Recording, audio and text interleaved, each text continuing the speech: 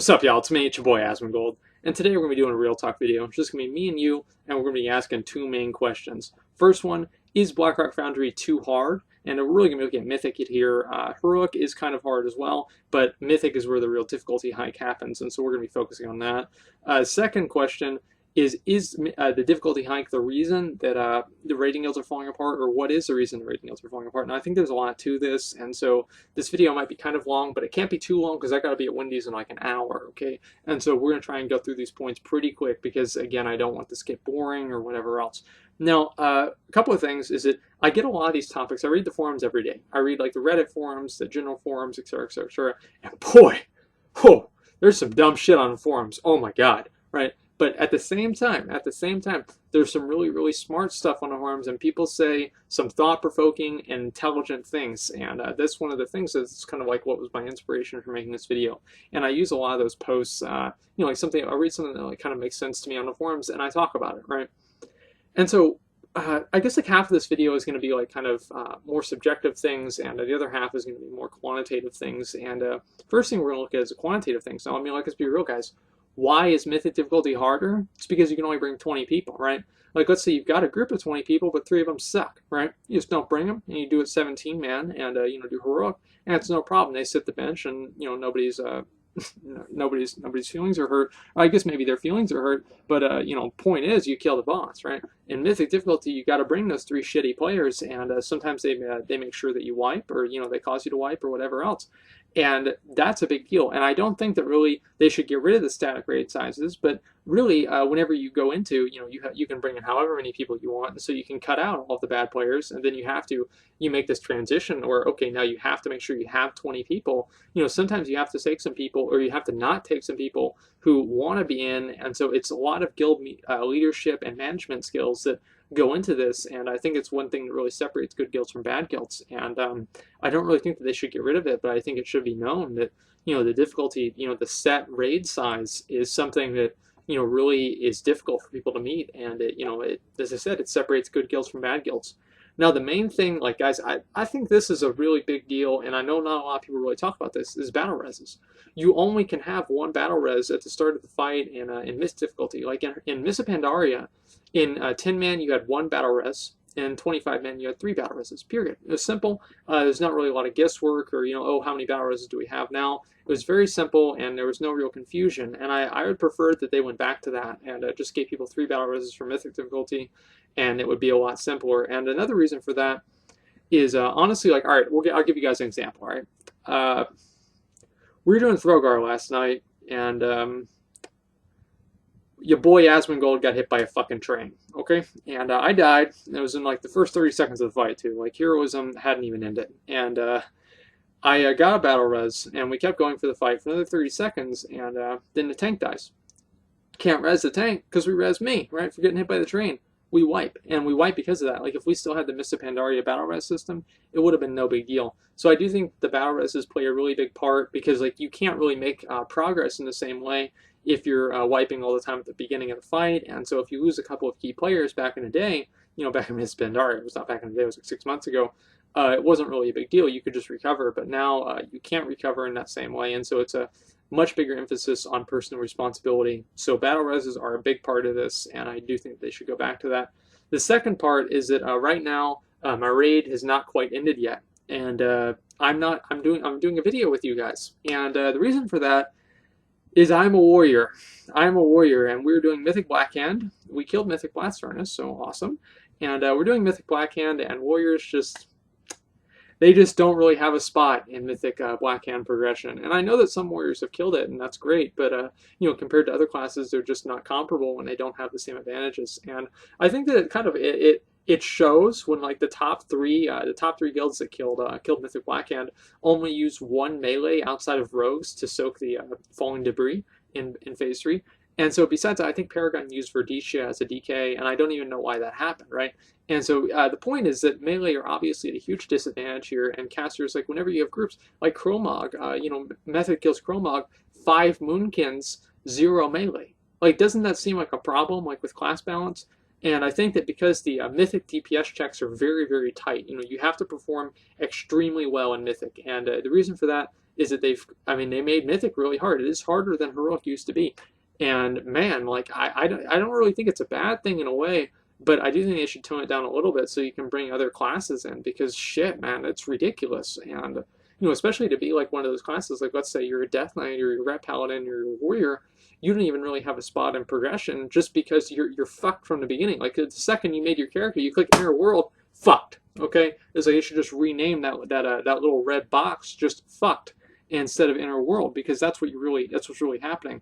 And it's upsetting for me because obviously I want to be able to be in for progression or whatever else.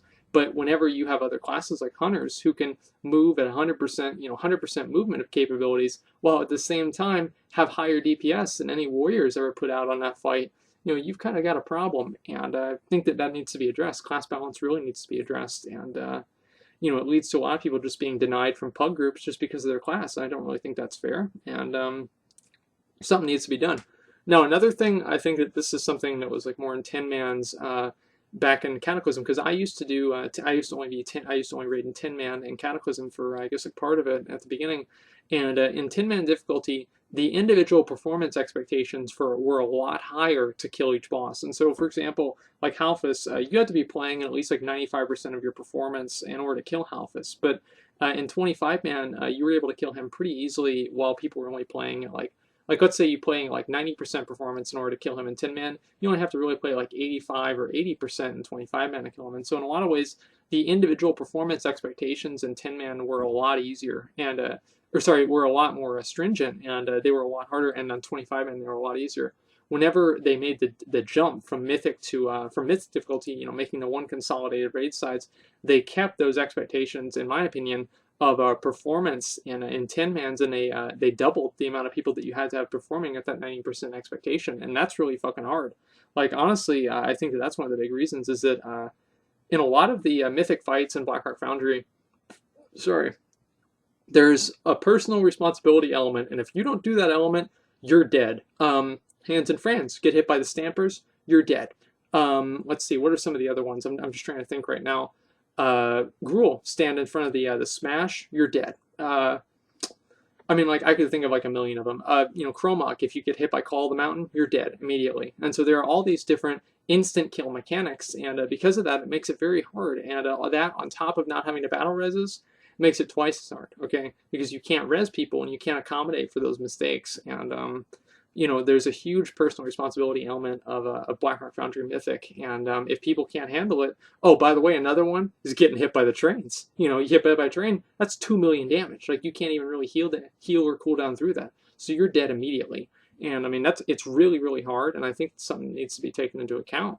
And, like, I remember my old raid leader used to say that fights with personal responsibility are hard, like, just period, because we were talking about, I think it was like Felmist, and back in Sunwell, and he said that, and I was like, I always remember that because it's so true. It's like every fight that, all you have to do is sit there and hit your buttons, and only a couple people have to do something difficult, kill that boss, no problem. But the fight where somebody has to, a random person has to do something, oh man, it's like, because you have it go on the wrong person, it's fucked. And I mean, like, you guys always know, there's always that one guy, and it's like, if he gets the, the mechanic, or, like on Terran Gorfine, if he gets the ghost, guys are dead. And it's a problem. I think that is really something it comes down to, is a personal responsibility element. And, when you have like that same personal responsibility that's expected of 10 people and you double that, that makes things a lot harder.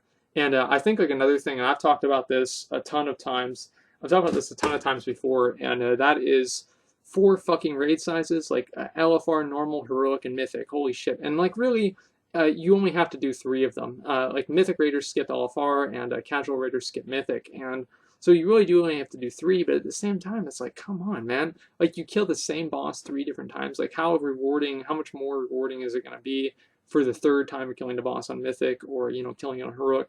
And it takes a lot of the, I guess, like the reward out of killing like Blackhand for the first time if you've killed him in LFR while you were AFK, like watching cat videos on YouTube. Like, it's not really as impressive. And I know that some people might not feel that way, but for me personally, I kind of do. It's like, okay, great, we killed the boss. Oh, my weapon didn't drop. I'm gonna hearth out. And, go do some more work orders. Anyway, so yeah. Anyway, so I'm not very happy about that. I think that there should only be like maybe 2 or 3 raid sizes, like 3 at the most. And I think that I've said this before. It's not progression, it's repetition, and I guess it's kind of like a cliche thing to say, or I don't know, whatever else. But it's really kind of true. I don't really think that progressing through the same content a bunch of times, it kind of wears people down, and something does need to be done about that. I wish they would have just made Blackrock Foundry only 2 or 3 difficulties, and then make like half of the bosses really easy, and then half of the bosses really hard, with like a more gradual increase in difficulty, like there was in Siege of Orgrimmar. Like in Siege of Orgrimmar, after you killed Nazgrim, like Nazgrim was the last joke boss. Then Malkrok was a lot harder, and Spoils was a lot harder. But up until Nazgrim, they were all really, really easy. And I know like Shamans was kind of hard at the beginning, but outside of that, all the bosses were very, very easy. And as soon as you killed him, there was a big difficulty hike, and I think that's kind of how it should be. And another thing, like I think that this kind of ties into it, is LFR really does not prepare people for normal raiding. It just doesn't. Period. Like you guys know. Like let's be real. Okay, as I said before, you're AFK petting your cat, or you're not even petting your cat, you only have a cat, like let's say like me, because my mom's allergic to him, you can only watch cat videos on YouTube. So I'm watching cat videos on YouTube, I'm like, wow, this is a really great cat. I wish I had this cat, but I can't have it. And you're watching YouTube, oh, tab back in, oh, I didn't get any loot, man, fuck this game. And you wonder like why you even playing the game. But at the same time, it's not like that's preparing you for raiding, right? And back in Wrath of the Lich King, if you were doing that, you just get kicked out. And so I think that Blizzard needs to do a better job. Like at least like I wish, this is what I honestly wish, is that Blizzard would like take the LFR and make it more of a player-driven event, rather than something that you just queue into and Blizzard just puts you in a group and there's all these restrictions and everything else. I wish that players were able to, I guess like make this happen themselves, and I think it would be a lot more rewarding for everybody. And I know some people don't really have the time for that, but I mean, at some point, I think that you have to invest at least some point of time if you want a reward. Anyway, point is, I don't think LFR prepares people for normal raiding, and so they go in there and they're like getting loot from LFR for doing nothing, or being stupid, or like just having bad habits, like playing badly. And then they go into a normal mode raid and they get kicked out immediately because they have no idea what they're doing. And they're confused because, hey, I was doing fine in LFR, nothing happened to me in LFR, and then all of a sudden there's this huge difficulty hike, and it comes out of nowhere. And I think the problem with that is that you allow people to do nothing, and you have a system that rewards people for doing nothing. And if you ever have that, guess what? People are going to do nothing. And I think that this is like, these are more of my opinions here, and I think that like some people might disagree with me here, and I don't really I don't really think that I'm wrong. No, is it one of the big things in Burning Crusade is that there were a lot of guilds, they never got out of tier 5. They never got into Black Temple. And there were some guilds that were even worse. They never even got into SSC. Maybe they kill Lurker once and that's it. Like they farm Karazhan every single week for a year, and that was their life. And it sucks, but I think that that's part of the game. And I don't really have a problem with guilds that were stuck in tier 5, because one of the main reasons why they were stuck in tier 5 is that, they kill Vash and Kale a couple of times, and then a tier 6 guild will recruit the players out of their guild.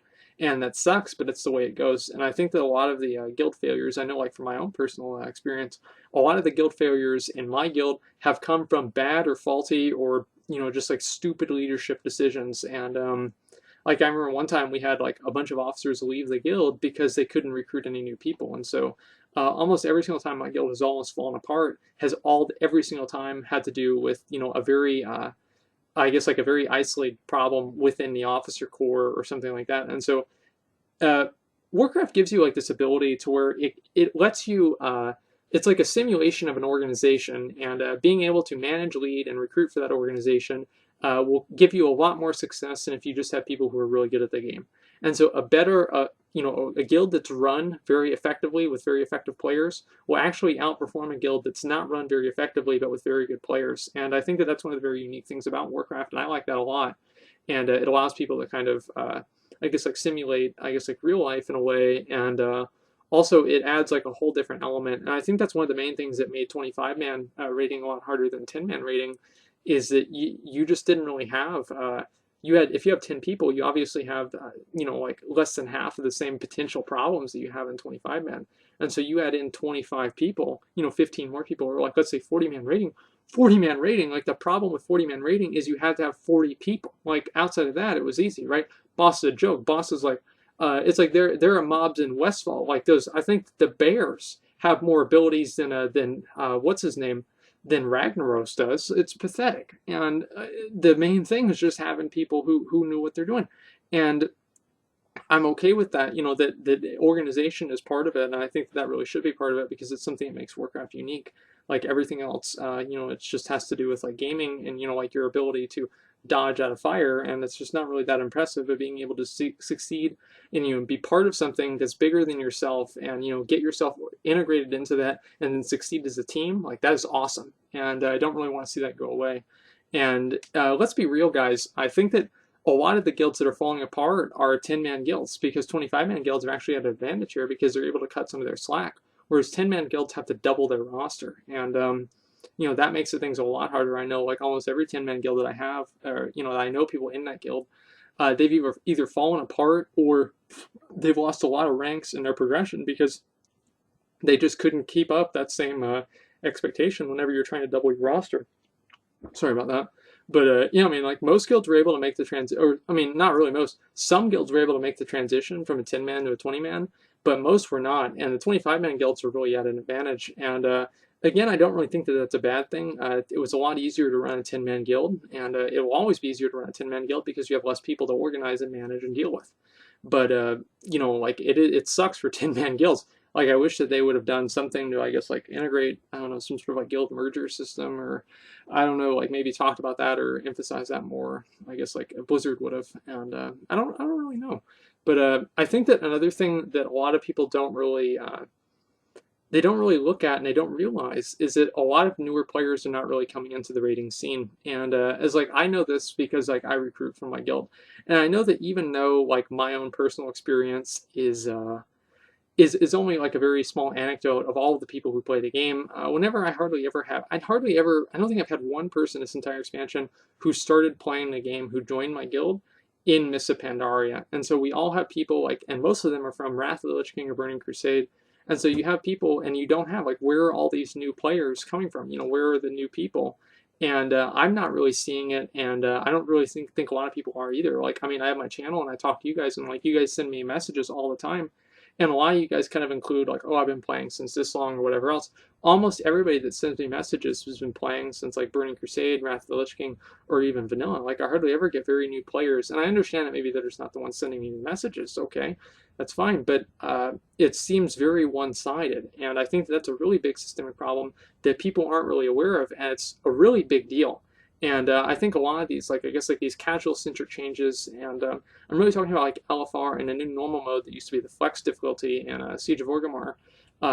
They're kind of, I guess like they're there to, I guess like satiate players who are like, they're like myself. And like I did the video about removing LFR, and a lot of people, like a lot of the main criticism that I got from you guys was people who were they were like my age or older, like maybe like late 20s or, you know, maybe early 30s.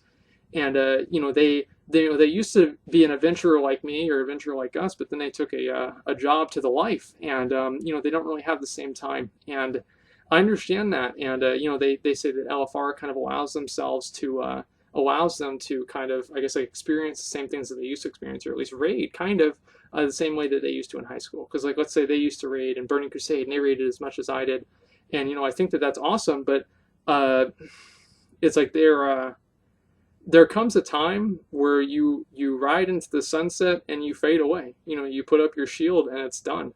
I don't really think that it's the best idea to create the life support system that we have as LFRs for these different players who, you know, just kind of want to experience the same thing that they felt like whenever they were playing the game. I mean, you can't really relive the past. That's done. It's over with. And you know, at least like allow the new players, you know, the people who like, you know, whenever you were 14 and you first began this game, you know, and you had, you know, the adventure, the wonder, you know, the excitement, you were like, oh, I'm going to do this, I'm going to do that. And you planned out, you know, all this stuff that you were going to do. And I know that's not for everybody, but, you know, the real people, the people who are playing now, 10 years from now, even though they don't have the time to still raid, but they still play the game because of how, you know, how good it made them feel back then. And maybe even there are people who feel that way now. There's a lot less of them though, unfortunately. And, you know, allow the people now, you know, the new 14-year-old neckbeards to experience what you experienced. And I think that that's really a big part of it. and if you don't let them do that, I mean, the game, it will get older, it will age, and it will die. And that's really all there is to it. It's important to make sure that the new game, the game is new for new players, and it's not just, something that's built to satiate and, I guess, like, help old players kind of relive their glory days. Because as I said before, man, you can't relive the past. That's all there is to it. It's done. You've got your screenshots, maybe. You've got your memories, and that's all there is to it. And, there's a point where, you fade away, and that's it. At least allow the new people to experience the same thing that you did. And I think that that's probably the best way that I can look at it. And I think that that's a big part of it is, people are kind of like in a way like holding the game hostage. I mean, not really, but, I guess like in their mind that, the game should cater to them, and really the game should cater to the new players and make sure new players experience the same thing that that same player, what caused that same player, what causes somebody to play the same fucking game for 10 years. Think about that, and then try and make sure that you give people that same experience now, and you'll have more players who are playing for 10 years, because everybody quits eventually. Unfortunately, everybody quits, and you do not want to have, like, more people quitting than start playing. And so that's really all I've got to say. That's kind of a negative, a low note to end the video on, but I really think it needs to be said. You cannot relive the past. There comes a time to fade away, and, embrace it and move on. Don't just keep holding the game hostage and saying, oh, there should be LFR to care for me because I have a job now.